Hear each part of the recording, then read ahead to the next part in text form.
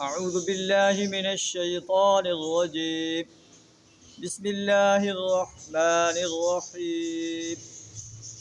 وإذ نادى ربك موسى أن ائت القوم الظالمين قوم فرعون ألا يتقون قال رب إني أخاف أن يكذبون ويضيق صدري ولا ينطلق لساني فأرسل إلى هارون ولهم علي ذنب فأخاف أن يقتلون قال كلا فاذهبا بآياتنا إنا معكم مستمعون. صدق اللہ العظیم. سورہ الشعراء آیت نمبر 10 تا 15 آپ کے سامنے تلاوت کی ہیں. ان آیات کے اندر اور اگلے 2 رکوعوں کے اندر اللہ تبارک و تعالی موسیٰ علیہ السلام کا فرعون کے دربار میں جا کر اللہ کی وحدانیت کی دعوت دینا، فرعون کو بنی اسرائیل کو جو ہے اپنے جنگل سے آزاد کرنے کا جو ہے آرڈر دے رہا ہے کہ آپ جائیں، فرعون کو توحید کی دعوت پیش کریں، اس کے سرداروں کو توحید کی دعوت پیش کریں. اور فرعون اور اس کے سرداروں نے جو بنی اسرائیل کو غلام بنا رکھا ہے، آپ ان کو جو ہے اس بات کی یہ انہیں دعوت دیں کہ وہ ان غلاموں کو، میری قوم کو جو ہے اپنے جنگل سے آزاد کر دے. اس کے سامنے یہ مطالبہ رکھیں کہ وہ آپ کی قوم کو آزاد کر دے. آیات کا ترجمہ کچھ اس طرح ہے. یہ واقعات جو ہے آگے 3-4 اپنا انبیاء کے رسولوں کے سنایا جا رہے ہیں. یہ سنا کر قریش مکہ کو خبردار کیا جا رہا ہے کہ جن لوگوں نے پہلے اپنے رسولوں کی بات کو ماننے سے انکار کر دیا، ان کی تکذیب کرتے رہے، ان کا مذاق اڑاتے رہے، انہیں ساحر اور مجنون کہتے رہے، اللہ نے انہیں صفحہ ہستی سے مٹا کر رکھ دیا اور اپنے انبیاء کو کامیاب و کامران کیا. اگر تم بھی نبی صلی اللہ علیہ وسلم کی دعوت کو ماننے سے انکار کر دو گے تو اللہ اپنے نبی کی مدد کرے گا، آپ کو کامیاب کرے گا اور تمہیں صفحہ ہستی سے مٹا کر رکھ دے گا. آیات کا ترجمہ کچھ اس طرح ہے.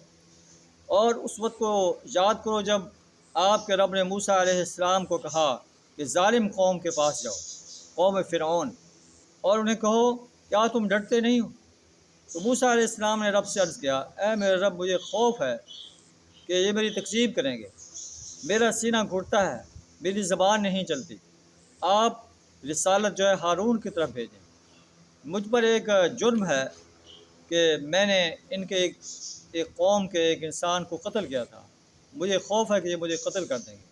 اللہ فرماتے ہیں نہیں، تم اور ہارون تمہارا بھائی دونوں جاؤ، ہم تمہارے ساتھ ہیں، تمہاری باتوں کو سن رہے ہیں، تمہیں آبزرو کر رہے ہیں. فرعون کو کہو انا رسول رب العالمین، ہم رب العالمین کے رسول ہیں، ہمارے ساتھ بنی اسرائیل کو بھیج دیں. فرعون جو ہے اپنا موسیٰ علیہ السلام فرعون کے دربار میں پہنچتے ہیں، اپنی دعوت پیش کرتے ہیں، بنی اسرائیل کو جو ہے آزاد کرنے کا مطالبہ رکھتے ہیں. تو فرعون کہتا ہے کیا الم نربک فینا ولیدا ولبثت فینا من عمرک سنین، کیا ہم نے بچپن میں تمہاری پرورش نہیں کی تھی؟ تو ہمارے ساتھ پاس کئی سال رہا اور پھر تو نے جو ہے ایک ہماری قوم کے انسان کو قتل کیا اور تو ناشکرہ انسان ہے.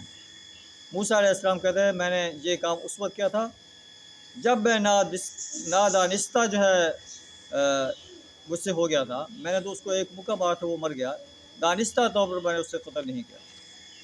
اور میں جو ہے اس وقت جو ہے تمہارے خوف سے بھاگ نکلا.